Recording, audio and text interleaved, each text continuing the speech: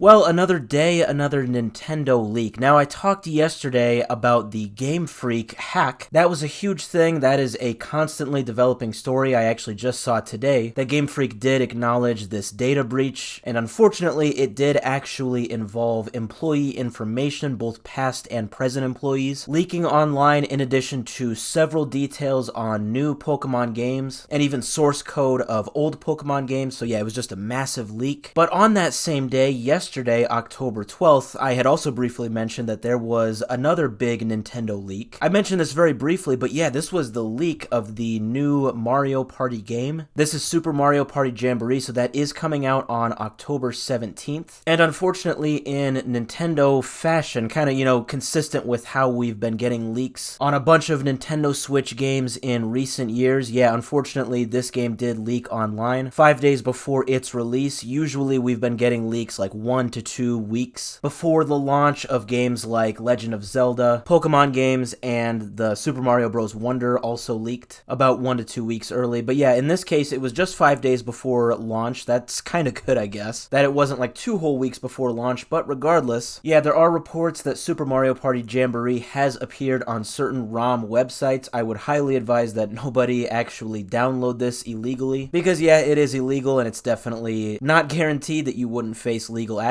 I definitely think that the people behind this, like whatever Best Buy or Walmart employee, got this game early from their shelves, kind of snagged the copy, and then dumped it onto a ROM website. I feel like eventually Nintendo will probably find out who that was and probably press charges. It has happened in the past, and probably we will see stuff like this continue to happen as the years go on for other past leaks. But it just has me wondering, Nintendo Switch, its life cycle has been going on for, I think, about 7 years now. It's definitely one of the longest lifespans for a Nintendo console, and we've definitely seen, I think at least in the second half of its lifespan, a lot of these games, these big games, getting leaked online, and it just has me wondering what Nintendo is going to do to address this elephant in the room for their next console, the Switch 2 or whatever it will be called. Because obviously with all of these big leaks, they are out, that many downloads, that much money. Obviously not everybody that's illegally downloading it would have maybe purchased a copy legally, but obviously you have to factor that in. There are a lot of people who are,